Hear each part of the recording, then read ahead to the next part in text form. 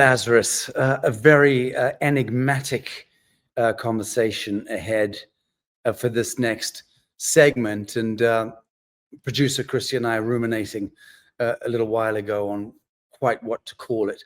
And so let's allow the segment to evolve its own name. But certainly surviving the Dark Fleet is an enigmatic enough title, I think, as a working title. Truth, Sovereignty, and the Heart Path with Rebecca Rose. Now, Rebecca is an extraordinary voice in the pursuit of truth and human sovereignty, which, of course, is the atom seed of the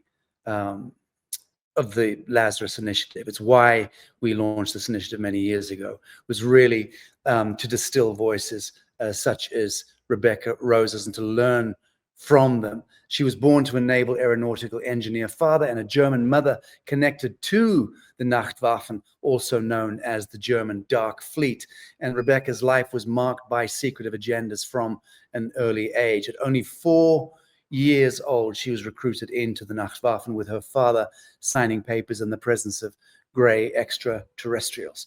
So this set the stage for what would later unfold as her 20 and back mission, where she served as a cyborg super soldier on Mars and in the Kuiper Belt under Draco reptilian oversight. Rebecca's experiences include encounters with indigenous mantid and reptilian beings, both spiritually tied to their planetary environs, as well as revelations about the shadowy workings of interstellar programs operating beyond public knowledge. And despite enduring immense trauma, she has embarked on a profound healing journey, uncovering her purpose as a Sirian Starseed who volunteered to expose and relay intelligence to prevent nefarious extraterrestrial agendas. And if that is not one of the most enigmatic introductions on Lazarus, well, you've come to the wrong place. All right, friends, let me introduce to you Rebecca Rose. So happy to have you on tonight. Hi. Yes, that's an exotic introduction. And always, even though it's my life, it always sounds like so far out. Thank you, Sacha. I'm happy to be here with you. Indeed, indeed. Rebecca, I'm in Southern Africa, just so you know. I'm turning to the audience here, and my signal is a little dicky.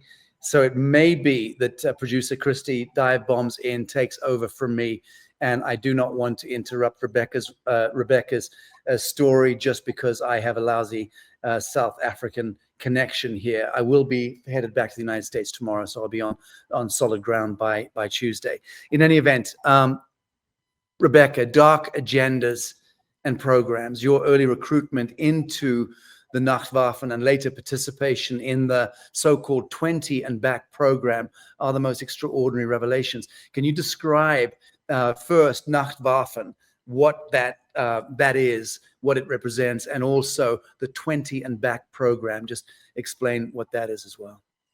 Yeah, I'll do my best, Sacha. Thank you. Nakvafen was at the time, I mean, I was born in 72, so this is a little dated information, but pertinent, I think, to where we are now.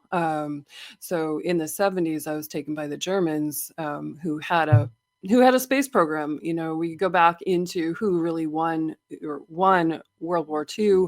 Did they escape to South America, Antarctica, and also out into space? They were working with extraterrestrials a long time ago. So, you know, it was their sort of nefarious program. And what I was doing was working in hybrid labs off planet as in my early recruitment, where they were training me psychically to interface with extraterrestrial beings that they had in, I would say, captivity, or that they were experimenting on, or cloning, or hybridizing, and so on.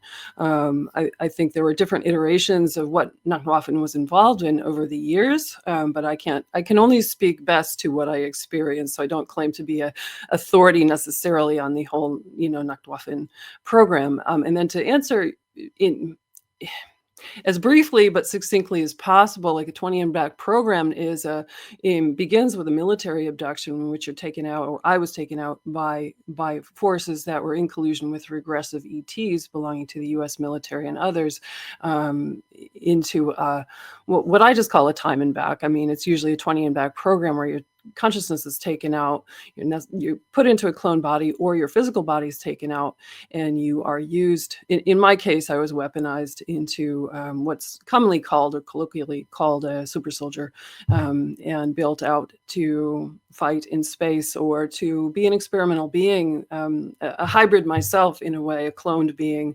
That might sound far out to some of your audience, and maybe not. Some people out there are probably familiar with this program, and you're brought back into your body, and your mind is ostensibly or theoretically wiped out. But when I began to meditate about 12 years ago, and also had a head injury, an MRI, and things in my brain, I had a collision, and all of these memories started coming back to me. And that is between meditation and that head injury is in my father's death. He was a primary reason why I ended up in these programs. Everything started coming back to me. So I'll pause there. So this is absolutely fascinating. Your father was really the progenesis of this journey for you. Universal Law 101: nothing happens by chance. Everything happens because it's divinely anointed, divinely appointed. The geometry of the living moment is always perfect in that sense, even if it's a horrendous spectacle. There are reasons and covenants and soul covenants that Yes. construe to Yeah. right. So let's just speak about that for a moment, because what happened to you clearly is completely out of the ordinary. But do you have you seem to have a very pacific countenance. It seems to me that you've made tremendous peace with who Yes. you are in the story. It's clear to me that you're steering Yes. your own soul. Did what happened to you in any way victimize you? Are you a victim in any part of that, or not? Well, that's an awesome question. Thank you. I love that question.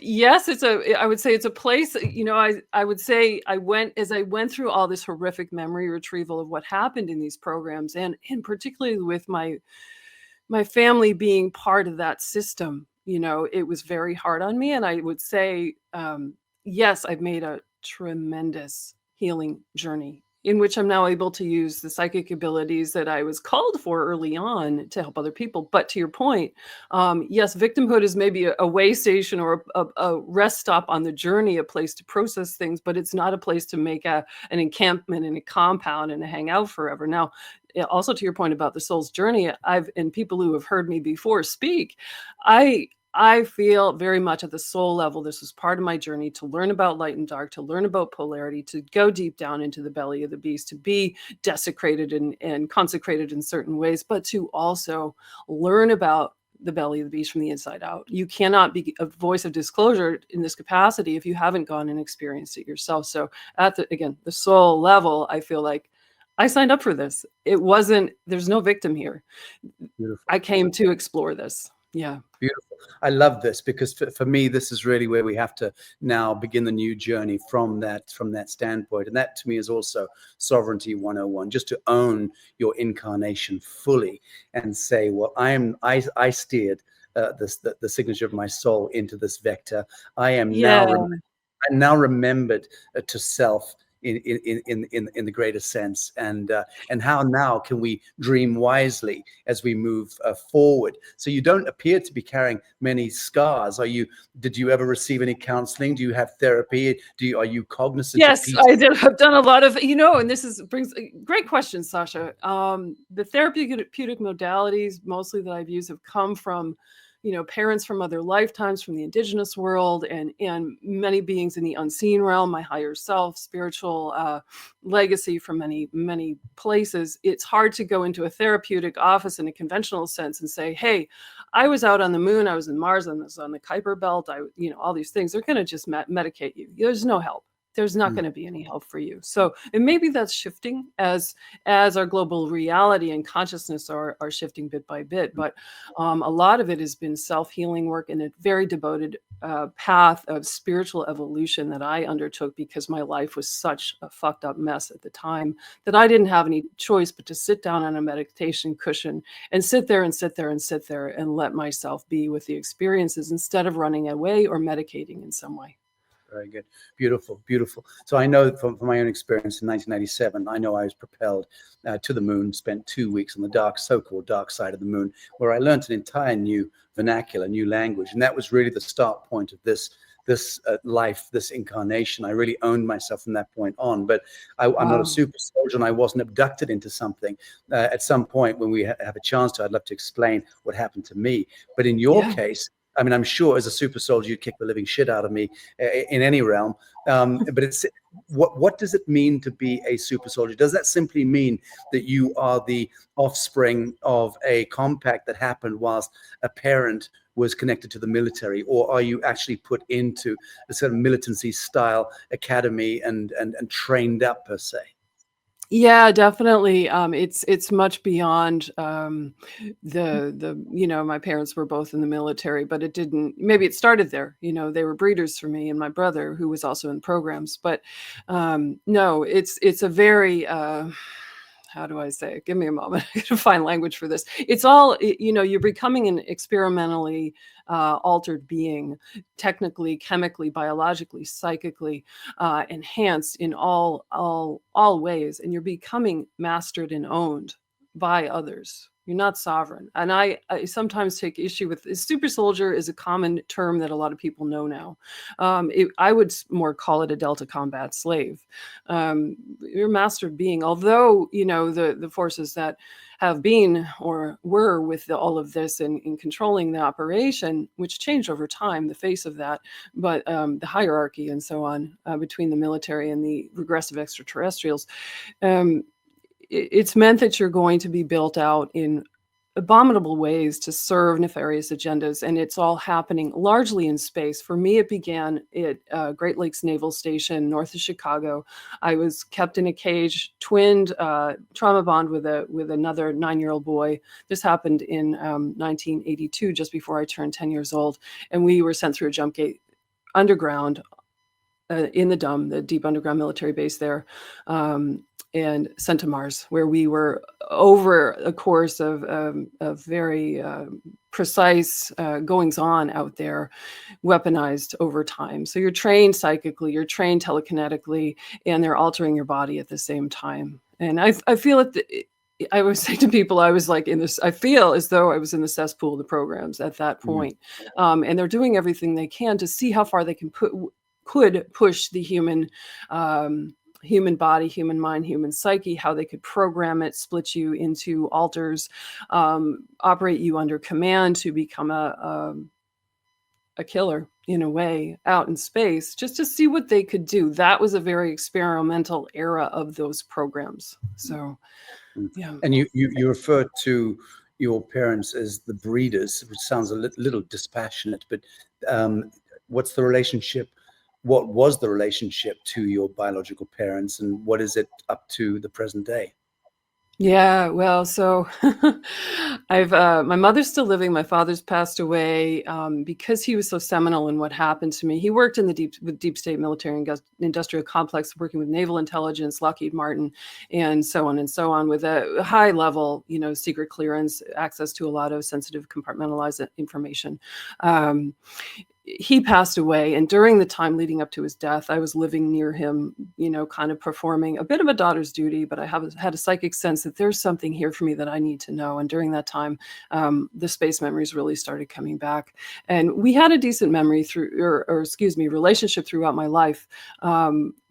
He had addiction issues and things and this and that, in which we were estranged for part of the time. But at this point now, Sacha, I would say I've very much forgiven him. He played a role. He was controlled by his own handlers in lots of ways, traumatized in an early life iterations of his experience. And my mother and I have mended in some ways, not because we've spoken about anything that's happened, but just because my heart, through meditation, through bodhicitta practice, through spiritual, being in compassion, we're all bit players here.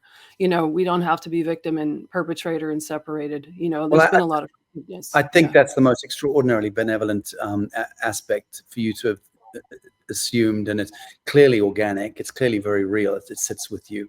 Doesn't seem to be any part of what you're saying that's kind of that's forced. And I think it's a very profound accomplishment on your part, and definitely a testament to the signature of your soul.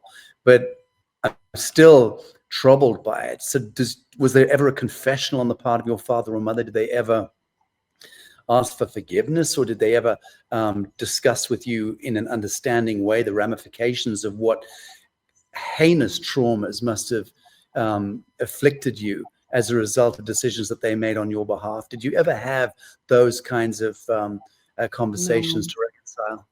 No, they're both, with all blessing to my parents who brought me in so I could complete this mission, right? Like, they're both deeply traumatized people and very dissociated. So my mother had what we would call a split personality. So she would go into a different altered state when she was abusing me in childhood. So she's not done a lot of healing work.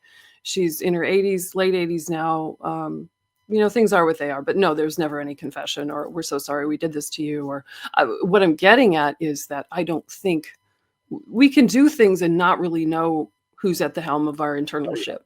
Like, I don't feel like they were totally conscious of everything that happened to me, even though, they were complicit and let's say implicit in things that had happened.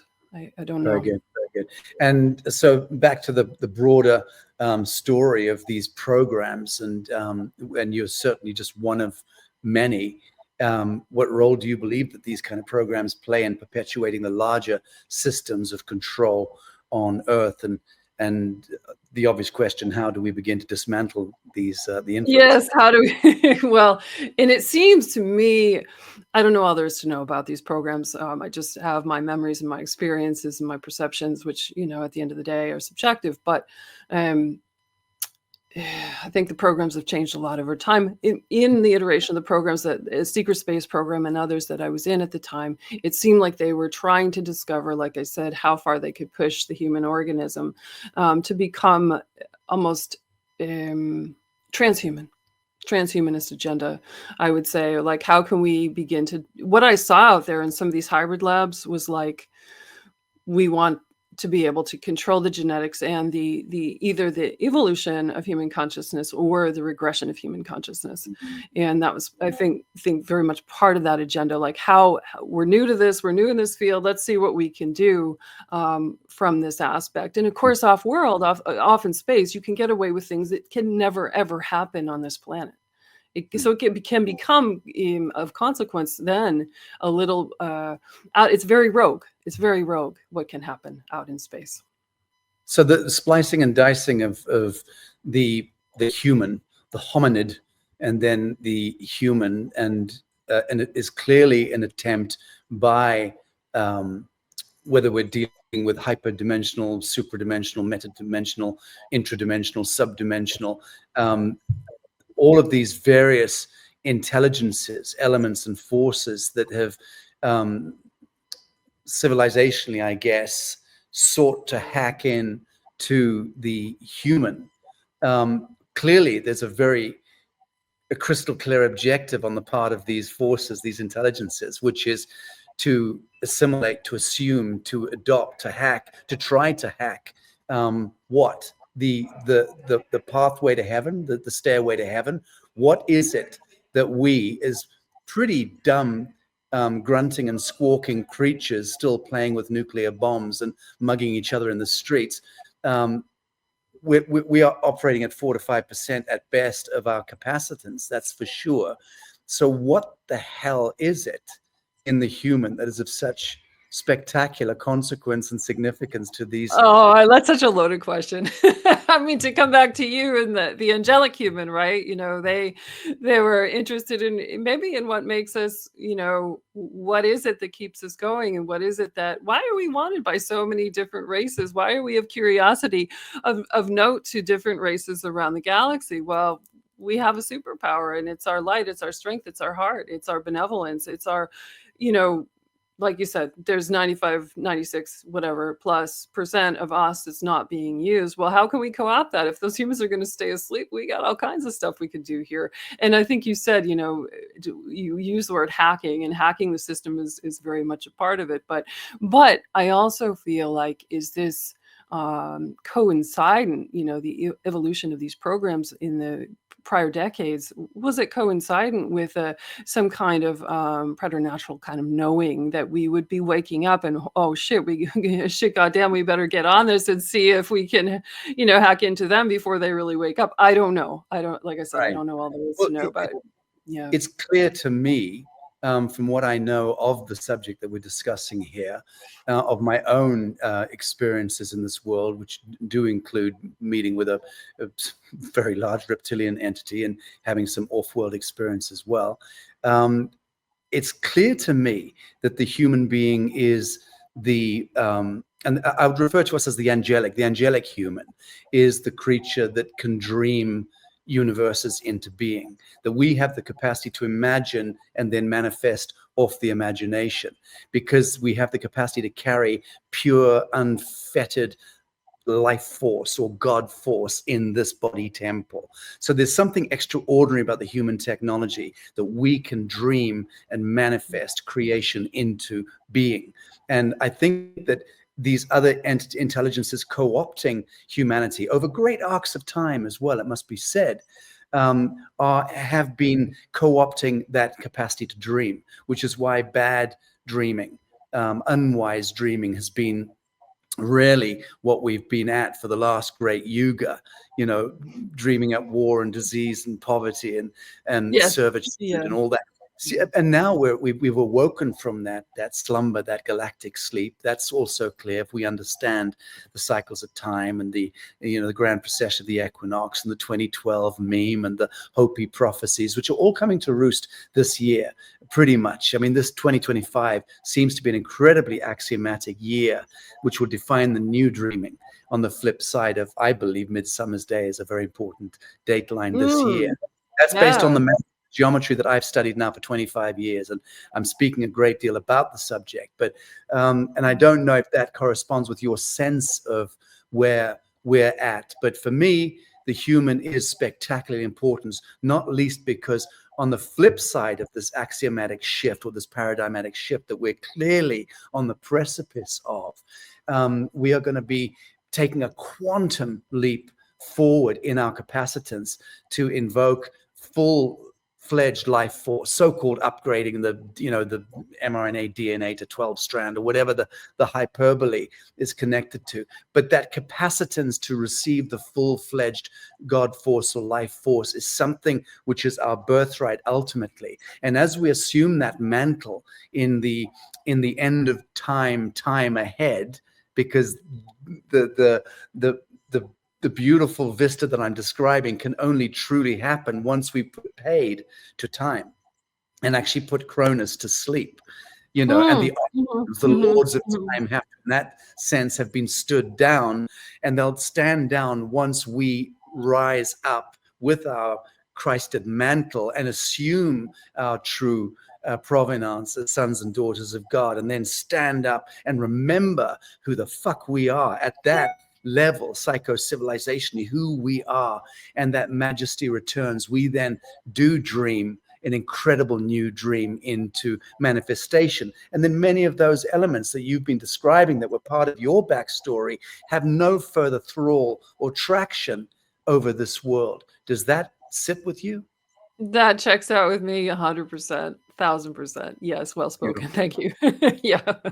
So let's talk about your time on Mars and the Kuiper Belt, because you are talking to a human being now who knows absolutely that when I say outlandish, outrageous things like that, I know that it happened to you. So during your time on Mars and the Kuiper Belt, you encountered both mantid and reptilian beings. So can you shed light on how these entities interact with planetary consciousness, and what can we learn from them?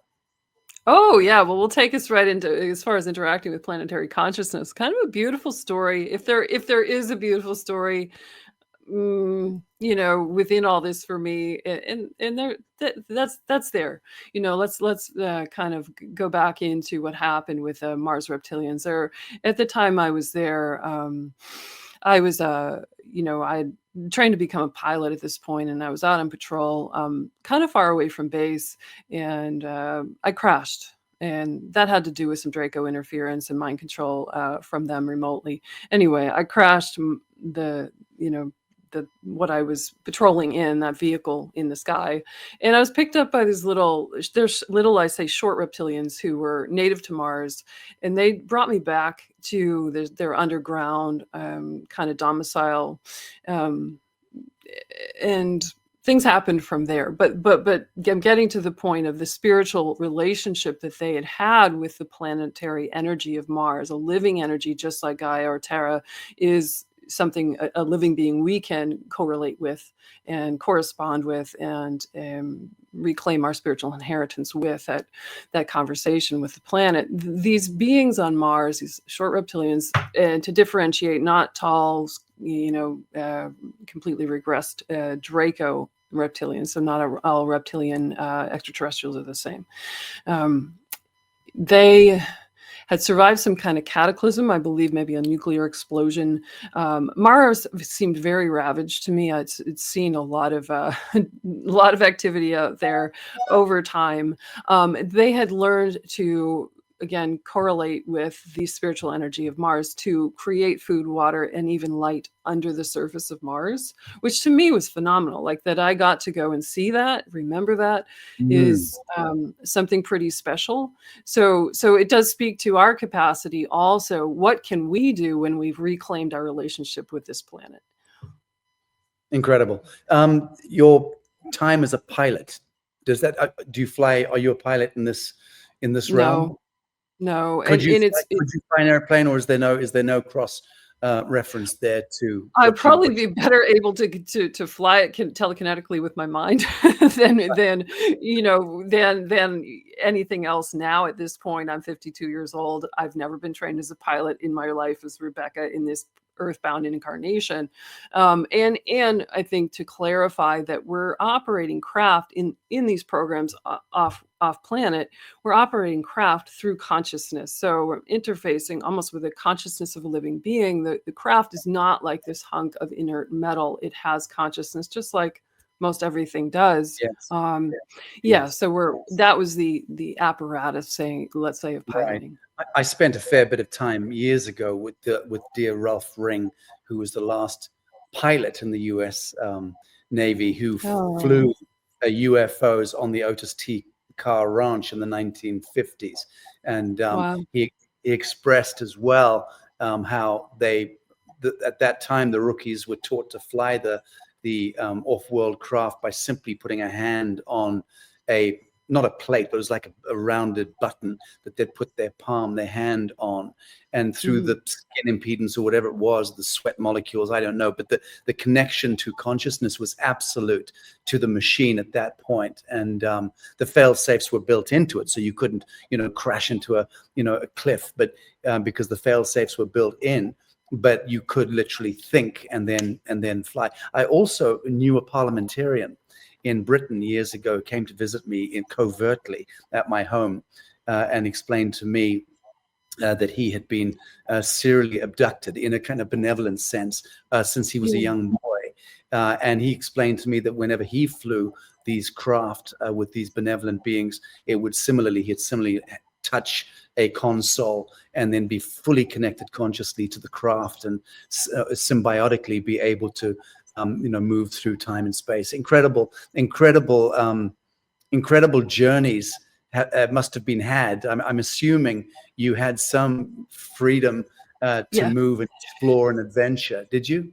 Yeah, I mean, I would say if there's happy memories to be had, it's definitely of piloting. I mean, flying is like, come on, that's like next level as far as I'm concerned. That's like a next level experience to be up in the sky. And I feel like I've said this maybe before in other interviews, I feel like my draw to like some of the most desolate areas on our Earth planet are because of my time out in these, I mean, out there. I mean, way out there. Where am I now? I live in, subarctic Alaska.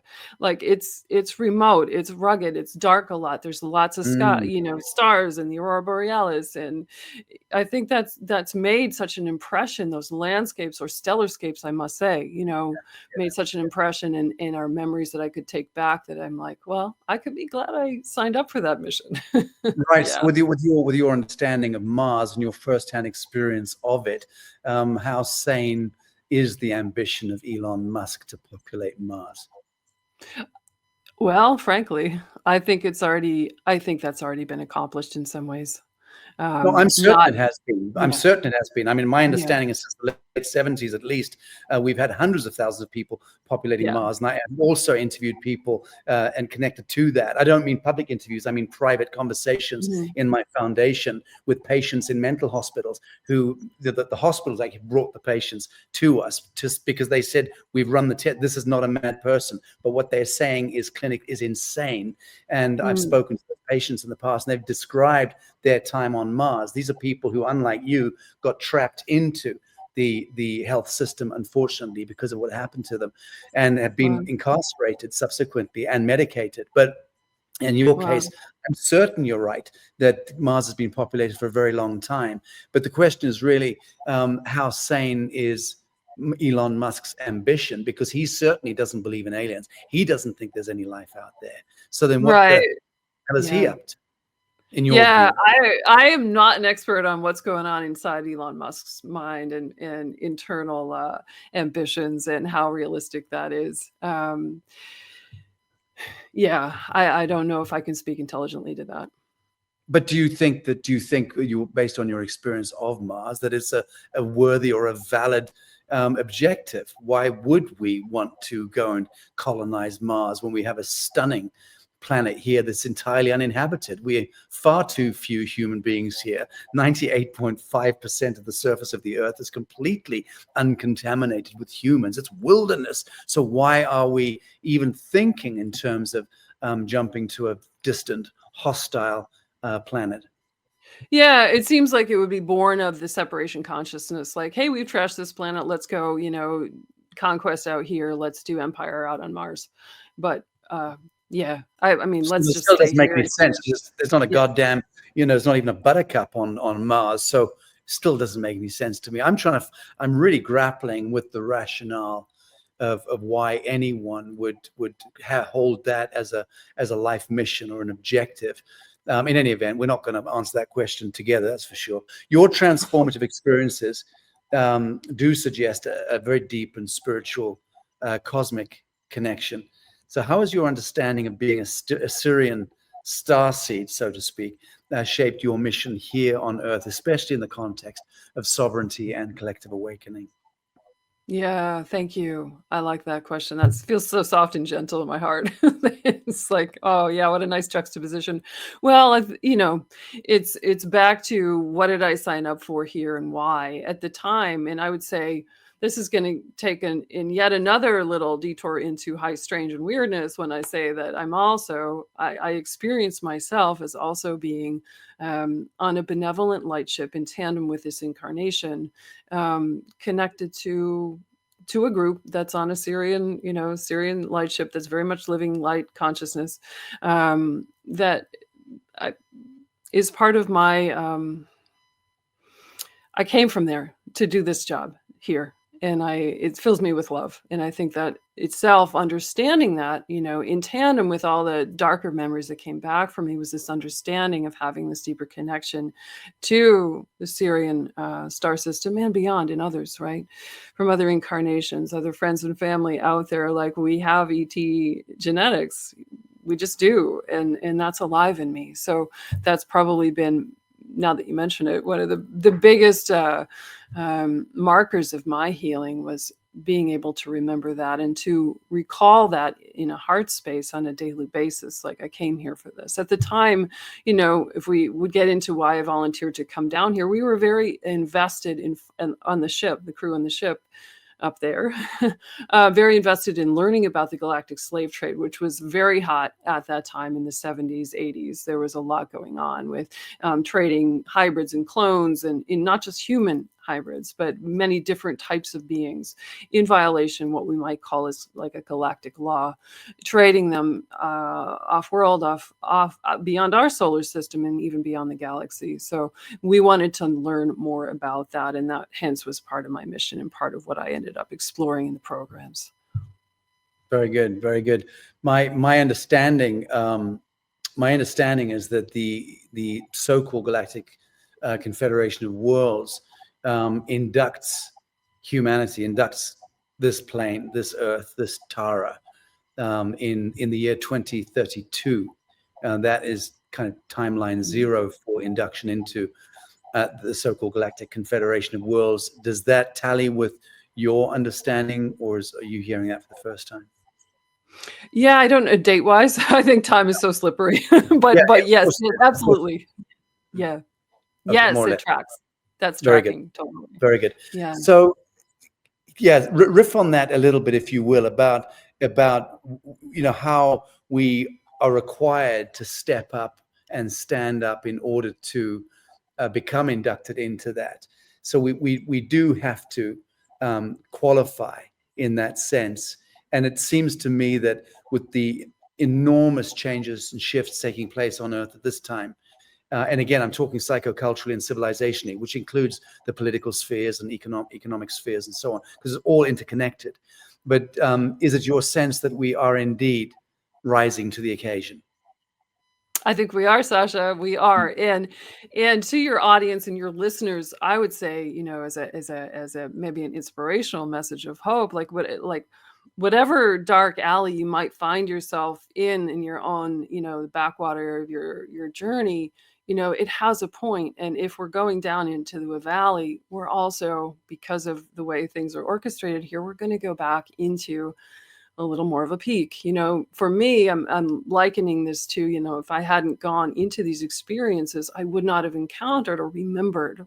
The great remembering of Rebecca Rose is just a microcosm of what's going on for all of us if we rise to the occasion of going where we need to go to make our own spiritual journeys. The expansion of human consciousness and the human heart is the best thing we could be doing now. How do you want to spend your time? Like, for me, it's always like, that's it. To be sovereign, we have to do that. And I'm so grateful I was able to through the darkness, find the light of these other connections and understand that I'm not just this meat suit running around as Rebecca for this incarnation. It can feel like that. I get trapped in my matrix, this, that, and the other. But at the end of the day, I'm like, oh yeah, and there's so much more, and this is available to all of us now. It's not that hard to do, to make the choice to show up for our journeys. We have to do that now. Very good. Well, that's remembrance right there, and the importance of remembrance, remembering who we are and why we are, not getting caught up in the false light matrix. Because each of us are tempted, probably every minute of every day, we're tempted to fall back into yes, the false. Absolutely.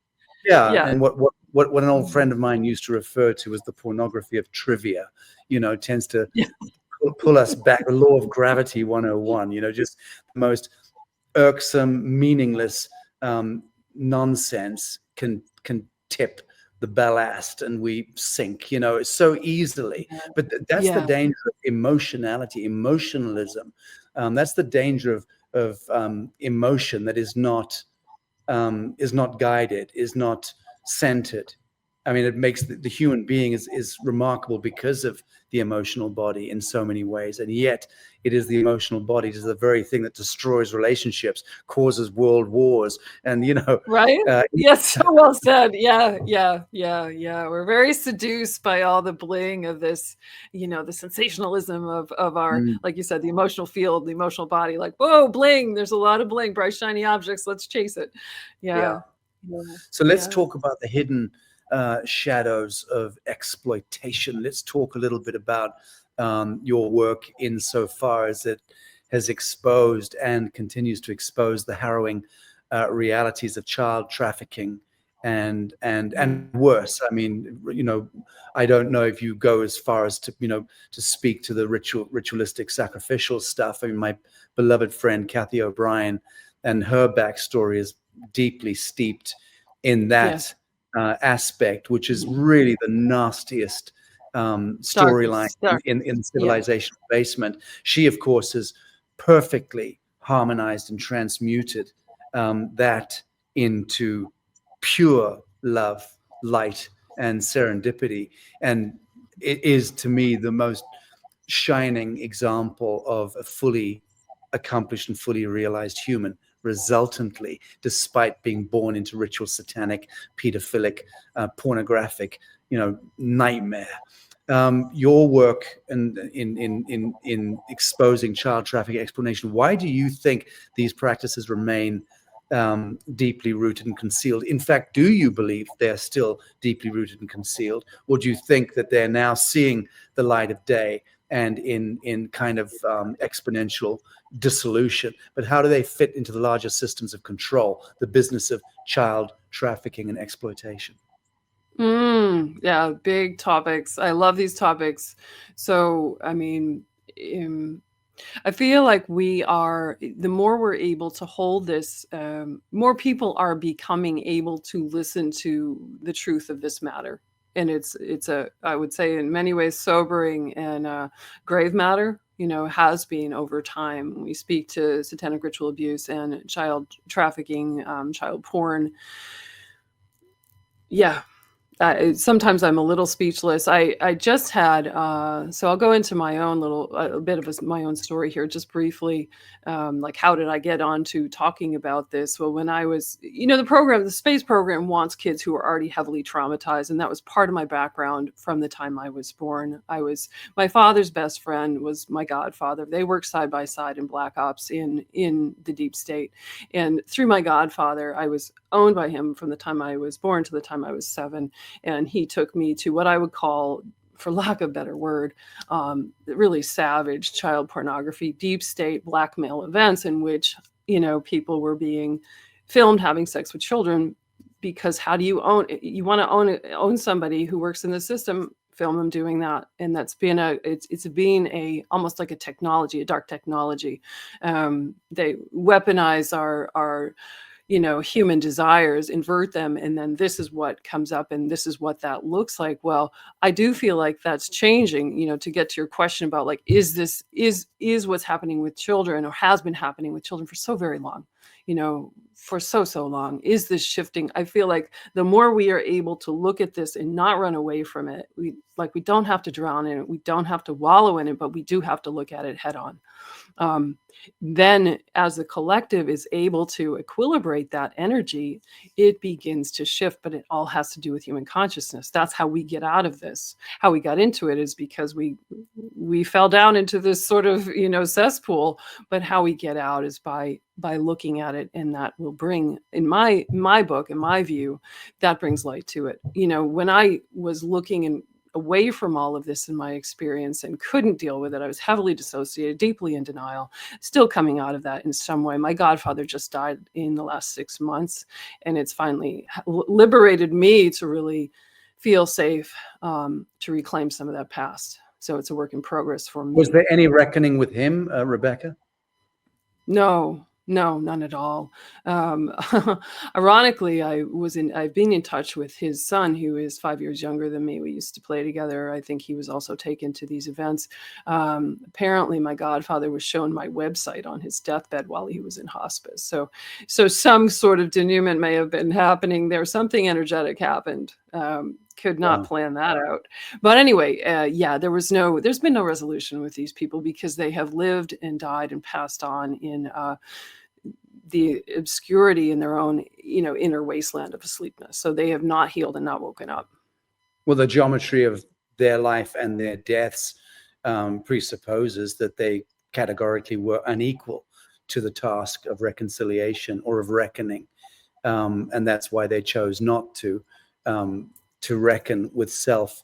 One hates to imagine what the rinse cycle of karma brings to some of those terrible actors. But you did mention earlier, and I think it's again a testament to your grace, that you do speak to the fact that these bad actors themselves were invariably ritualistically pornographicized as children themselves, inverted, kundalini inverted, and were bastardized and traumatized. So where does it end? Where does the scream of that particular kind of ancestral blood song, where does that reconcile? How does that reconcile? It must be in you, Rebecca. It must be in me, Sacha. It must be us to do that reconciliation and do that, in a sense, absolution.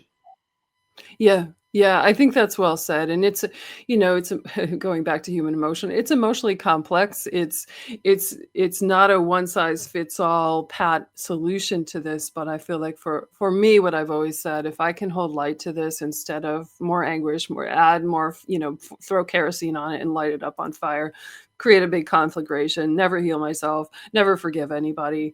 Like, we came here as actors almost in a fucking theater, right? Like, so we picked a card. You're going to play light, I'm going to play dark. Let's just accept that. That's happening here. Not to whitewash this or make it more palatable in some way, but we have to kind of pivot and, like, can we step away from a lot of vitriol with this? Yes, there's perpetrators. They've done horrible things. I watched children die in front of me when I was a child, right? Like, I can't make light of that, and I never will, and it will always make me cry. But the line of abuse goes down and down and down. How far back? Babylon, beyond where? We can't just point a finger somewhere. It's up to me to hold, all of us, to hold a higher place in our hearts for this to heal. That's the best answer I can give. Well stated.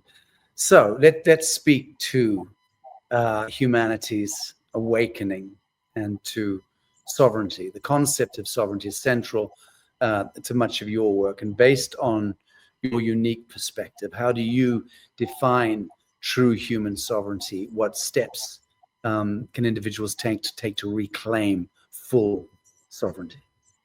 Yeah, I love that question. Let's sit with that and see what's coming up. I always go back and speak from, like, okay, look at my own journey. Is there something intelligent I can offer here, something of value? And what I would say is, again, the reclamation of my own consciousness, which has come through meditation.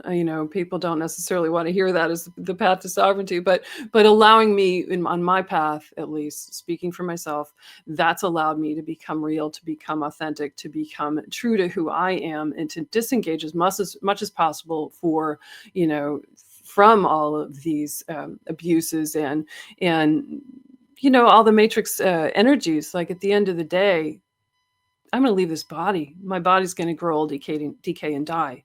But do I have my consciousness? Have I been authentic? And did I learn to love?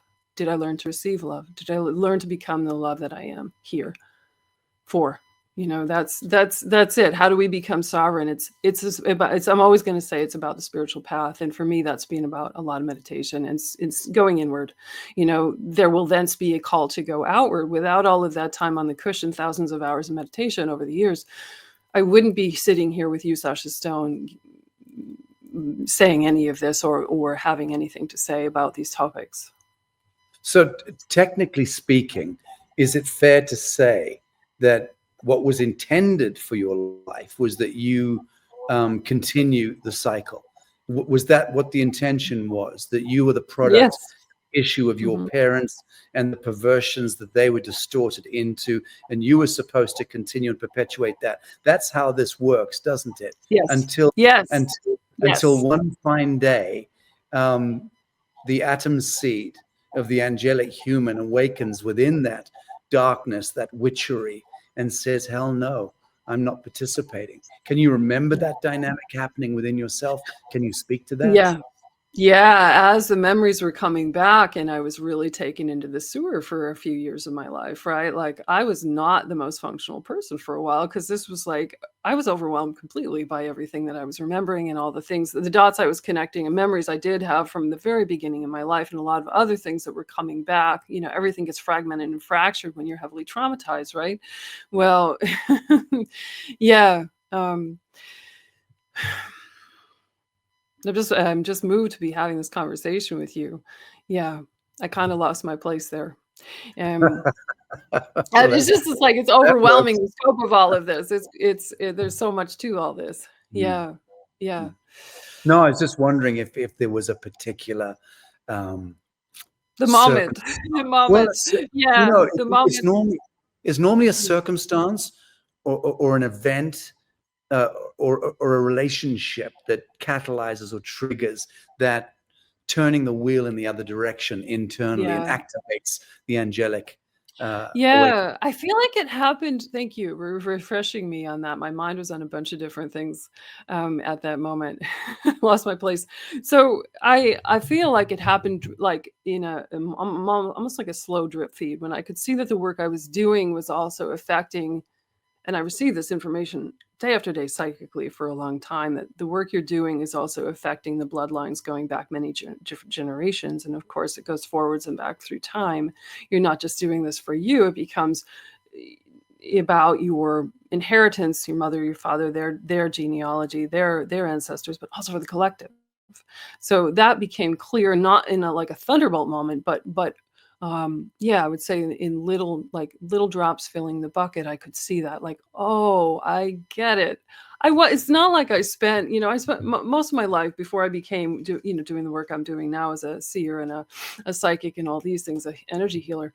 I was a studio artist. I was doing work as a painter and sculptor for 25 years, and I wouldn't say I was exactly on a spiritual path. I was seeking something desperately, but I wouldn't say I was like, yeah, I was spiritual from the time I came in, and I was really, on this path. I was a late bloomer with spirituality, but what I'm getting at is like, it took like a little bit to kind of keep up with all of this and go like, I don't believe in ETs. I don't think any of this is real. What a bunch of bullshit this is. So if anybody in your audience is out there going, oh my God, she lost her mind, like, I get it. I totally get not being on board with all of this, because I wasn't either.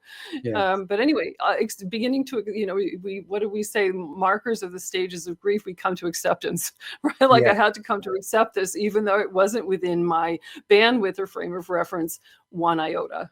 Yeah. Yeah. Yeah. So you've described how your experiences allowed you to relay intelligence to positive extraterrestrial forces, but how do you see these benevolent entities supporting humanity's awakening and resistance against the hitherto deeply entrenched Zeta Draco agenda? Yeah.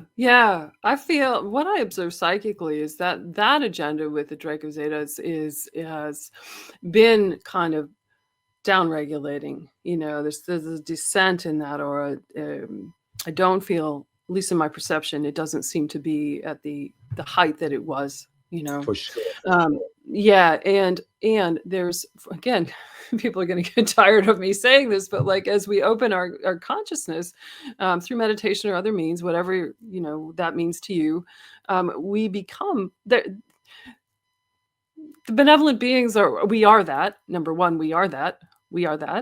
And we can, what we may perceive in our the state that we're moving through of separation consciousness or the I, we can see those other beings out there through telepathy. We can communicate with them. They are there's many available beings who you don't want to open up yourself willy-nilly necessarily, but if you're heart grounded, you can have a pretty good dialogue with some other beings who are going to help you out.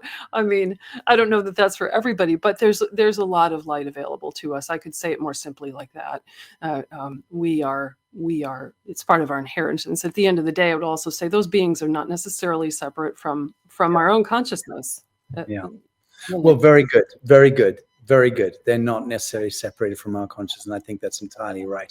In much the same way that, well, it's clear to me in any event that you and I, the human, is the galactic hybrid, and the business of standing to our feet and coming of age, and then reconciling with the majesty of our true superluminal capacitance as these angelic humans, that for me is all connected to the reckoning and the remembrance of the fact that we are the galactic genome. I am the galactic genome. There's every part of me is constituted out of the composite is the Draco, is the Arcturian, the Sirian, Yes, the Alpha totally. Centauri. Thank you. Yeah. And that also actually corresponds perfectly with Aboriginal and indigenous prophecies. The emergence of the so-called Rainbow Warrior tribe speaks precisely to that. The end of the Hopi prophecies. We're now at the end of the Hopi prophecies. This is the 10th prophecy, and what emerges through that end of days, apocalypse, falling away of the mask, the Armageddon, the apocalypse scenario, which we're clearly transmuting into a higher outcome, into a higher octave. But it's all about the reckoning with the fact that we have been the galactic genome, the galactic hybrid. Mhm. Yeah. There's been, this has been a like a kind of a hot theme on the front burner of my own, awakening path. Like I said, a work in progress I am. About like, hey, these beings that you see are not necessarily, whether it's dragons or angels or, the Sirian beings or this, that, or the other. I can rest in that consciousness and see through their eyes and through their dimensional experience. That's empathy. There's almost a kind of inbuilt compassion in that we are that, we're not separate from that. And that's what, I think that's such a beautiful teaching that goes back far, far, far into across cultures and across the world. Yeah. Well, my Lazarus audience knows, those who are devoted to the cause know, because I've spoken to this on a couple of occasions, but in my own story, the kind of nadir point of my own reckoning with this galactic genomic remembrance was when I was faced into an eye-to-eye combat, psychic combat with a Imperial Draco reptilian. This must have been 1995 or 1996. I'm so sorry. 1997 or 1998 it must have been. And that reckoning, that moment, because it was way beyond adrenalized fight or flight. I couldn't escape the particular scenario when this occurred, but I know that I diffused the danger of it by exchanging fire in the eyes with this Draco. And in that moment, when I saw what I saw, which is what completely didn't destroy the creature, but I took command over the event. Absolutely, Alpha Omega was my remembrance in that moment of the exchange of the fire in the eyes, that this creature was only manifesting in the third density temporal realm to destroy me, ostensibly to destroy me. But that was not the true narrative. The true narrative was that this creature was the sum total of the entire trajectory of the evolution of the fabric of my soul up until the present moment. And in me seeing that activated the empathic wave. The empathy wave is what completely stood down the threat, and that creature, boof, popped out of existence. And the woman, who happened to be an Italian journalist who'd come into my home to interview me for a magazine, she was clearly a witch or a conduit to manifest this creature. But she came out of the trance that she'd fallen into as this creature had manifested, and she was in a panic at that moment, and then fled. But actually, she didn't flee. I molested her, grabbed her, and dragged her out into the street. And threw her out of my home. I was so adrenalized after that experience. But the point I'm making is that for me, I know this to be absolute gospel, what you've just alluded to, because I lived through it, and I believe I almost died to that event. But what stood that event down, what harmonized it, was my reckoning with the fact that was, I am that thou art. That ultimately there is no separation, and that we serve one another. The light serves the dark, and the dark serves the light. In that sense, in any event, I'm fascinated to hear that these same very profound truisms come out of your experiences, and I'm very, very grateful for you. And for those like you, my other friends, Laura Eisenhower, Tony Rodriguez, Jean-Charles Moyen, and I don't, you interfaced with any of the above? Oh, yes. Yeah, I met Tony and Laura at a conference. We were all speakers together, and Jean-Charles and I were speaking at a conference in the fall together. So yeah, I'm familiar. Wonderful. Well, what to say? I hope this is one of many meetings, and very much look forward to seeing you at some point in the flesh, wherever that may be. You're in Alaska, so I'm not visiting you there. Oh, Yeah, thank you. It's so nourishing to chat with you today. I really am moved by our conversation. Thank you.